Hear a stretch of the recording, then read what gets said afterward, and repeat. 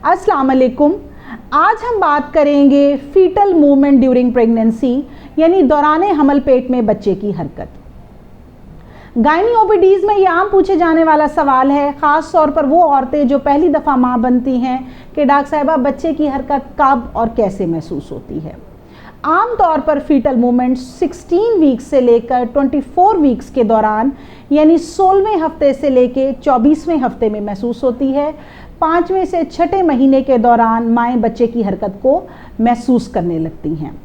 Start में ये movement बहुत सॉफ्ट होती हैं और आहिस्ता से महसूस होती हैं, लेकिन जैसे जैसे प्रेगनेंसी ग्रो होती चली जाती है फीटल मूवमेंट स्ट्रॉन्ग और अच्छे से महसूस होना शुरू हो जाती हैं।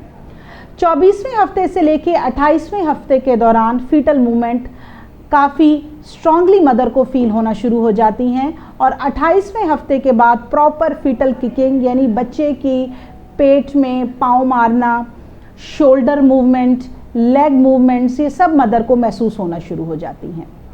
कुछ ख़वातीन ऐसी हैं जो 6ठे महीने के बाद से भी कंप्लेन करती हैं कि डॉक्टर साहबा हमें अभी तक बच्चे की हरकत महसूस नहीं हुई, तो उनको चाहिए कि वो अपनी लेडी डॉक्टर से रब्ता करें।